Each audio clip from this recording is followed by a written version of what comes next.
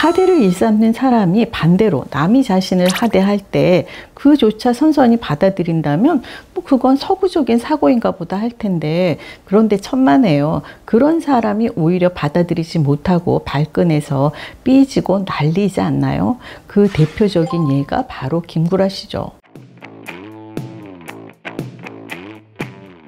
선생님, 어제 뭐 보셨어요?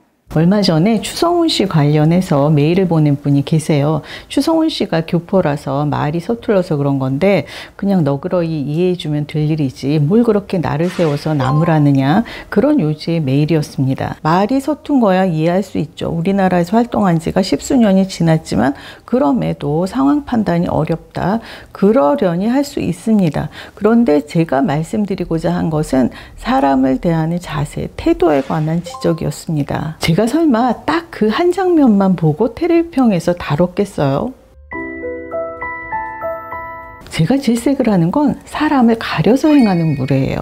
늘 한결같이 무례하다면 예의를, 도리를 배우지 못해서 그러려니 하겠는데, 사람을 가려서 하는 건 이건 저열한 거거든요. 저열하든 무례하든 본성이 그렇든 재미를 염두에 둔 설정이든 그건 뭐 본인의 선택인 것을 어쩌겠어요. 그런데 방송에서는 그러지 말자는 거죠. 그런 걸 내보내지 말자는 거예요. 왜냐하면 방송은 대중에게 지대한 영향을 주니까요. 또 다른 메일을 한 통 받았어요. 혹시 반말로 방송하는 사람들에 대해서는 어떻게 생각하세요? 저는 특히 김구라 씨 반말이 너무 거슬려요. 같은 반말을 해도 김구라 씨가 하면 친근해서 하는 반말이 아닌 굉장히 하대하는 듯한 느낌을 받거든요. 듣기 싫어서 라디오스타를 동상이몽을 끝까지 본 적이 없네요. 관계자들은 아무도 그런 피드백을 안 해줄까요? 제가 그간 진행자들이 방송에서 반말하는 부분에 대해서 꾸준히 지적을 해왔는데요.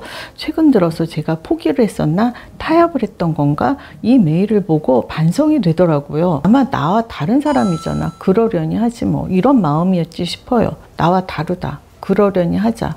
이러면 못 넘어갈 것이 없더라고요. 어쨌든 계란으로 바위치기 같아서 저도 손을 놓았던 모양입니다. 이분 메일에 핵심을 찌르는 대목이 있습니다. 김구라 씨의 반말은 친근해서 하는 반말이 아니라 하대하는 반말로 들린다는 거죠. 하대를 일삼는 사람이 반대로 남이 자신을 하대했을 때 그조차 선선히 받아들인다면 서구적인 사고인가 보다 그럴 수 있죠. 그런데 천만에요.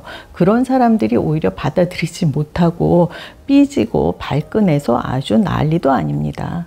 그 대표적인 예가 바로 김구라 씨. 일상을 담은 관찰 영상이라면 그 안에서 반말을 하던 막말을 하던 그 사람들 속안이겠죠. 요즘 친목으로 유지되는 연예인 유튜브 채널이 많은데요. 그 안에서 욕을 하던 반말을 하던 누가 나무라겠어요.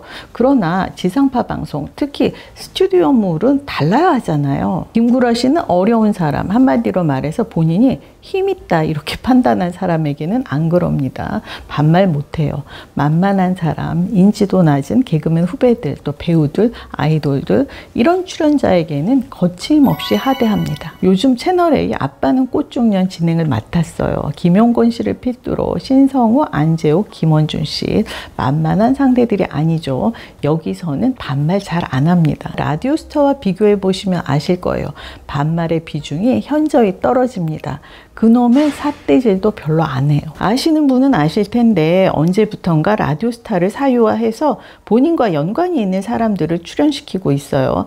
동상이몽 출연자 중에 라디오스타에 안 나온 사람이 거의 없을걸요. 조만간 아빠는 꽃중년 멤버들도 라디오스타에 나오리라 예상해 봅니다. 대본 숙지를 제대로 안 해와서 늘 대본에 코박고 질문하는 거, 그날의 출연자에 대해서 도통 아는 게 없는 무성의, 이게 어제 오늘의 일은 아니죠. 얼마 전 5월 15일에 배우 김도연 씨가 라디오스타에 출연했어요. TVN 눈물의 여왕을 보지 않았으니 김도연 씨가 용두리 가족 외모 논란이 있었다, 이런 얘기를 꺼내도 무슨 말인지 못 알아들을 밖에요.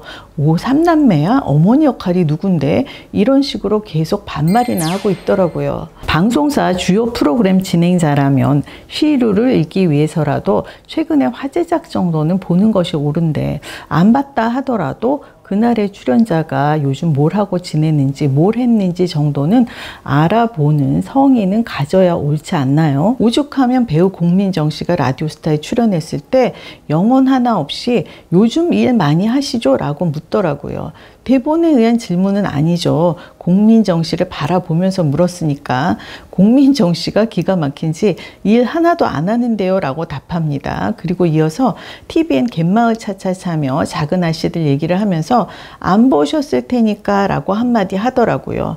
그 말에 김구라 씨 발끈해서 오바 육바 아주 난리였습니다. 그런가 하면 또 양동근 씨가 MBC 드라마 홍보차 라디오스타에 출연했을 때 김구라 씨가 뜬금없이 KBS 드라마냐고 묻는 거예요. 그 말에 김국진 씨가 어이없어 하면서 아까 엘리베이터 타지 않았느냐, 그때 모니터에 나오지 않았느냐고 한마디 합니다. 아니 성의가 없어도 어쩜 그렇게 없는지, 그런 사람을 좋다고 출연시키는 MBC는 뭔지, 시청자를 앞에 두고 벌이는 기고만장망발 우리 시청자가 언제까지 참고 이해하며 봐줘야 합니까? 아니 말을 하다 보면 반말을 할 수도 있는 거지 뭘 그렇게 따지느냐, 그런 분도 계시겠죠. 그런데 우리가 건강을 위해서 몸에 좋은 것을 섭취하고 몸에 좋은 운동을 하듯이 올바른 말을 하는 습관을 들이기 위한 노력도 필요합니다. 우리는 주변의 영향을 많이 받잖아요. 주변 사람들에게 배우잖아요. 물이 들잖아요. 모든 게 다 그렇지만 말은 특히 주변의 영향을 많이 받습니다.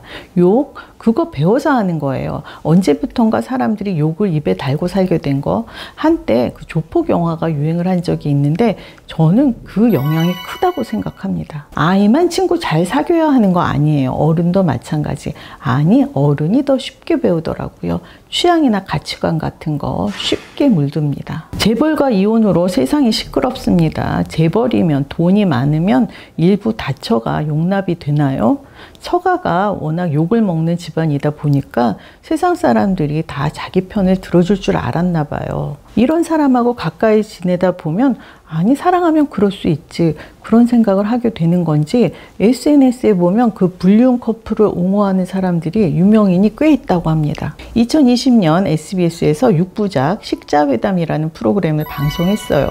한식의 산업화가 주제인 토크쇼 형식의 프로그램이었습니다.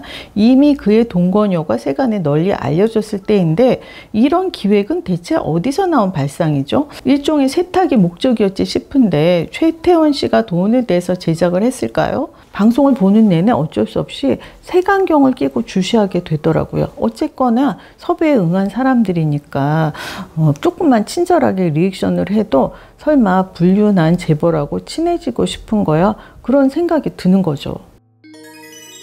TVN 밥이나 한 잔의 3화에서 김희선 씨 단골 식당에 갔어요. 욕쟁이 할머니로 유명한 한때 방송에 자주 나왔죠. 욕자라는 식당 주인이 나오셨습니다. 연예인 이름을 대면서 도 자주 왔었어 이러는데 이게 뭔가요? 취향의 차이겠죠. 저는 욕먹는 걸 내 돈 내고 즐기는 사람의 심리를 도무지 모르겠습니다. 예전에 KBS 올드미스 다이어리에서 김용옥 선생님이 욕을 해서 화제가 됐는데요. 그건 욕먹어 마땅한 사람에게 욕을 하신 거고요. 저는 아무리 솜씨가 뛰어나더라도 아무리 대단한 실력자라 할지라도 태도가 불량하면 거래를 안 합니다. 그 불손한 기운이 저에게 스며드는 게 싫어서예요. 제가 살면서 누군가와 크게 다퉈본 일이, 말다툼을 크게 해본 일이 없는데 그거는 이제 싸한 느낌이 들면 바로 끊어내서일 거예요. 나를 이상한 쪽으로 물들일 사람과는 애초에 거리를 둬야 합니다. 그런데 불량한 거를 자꾸 좋다고 권하는 TV 프로그램들, 우리가 몸에 해로운 음식을 피하듯이 이런 프로그램, 방송인도 피해야 합니다.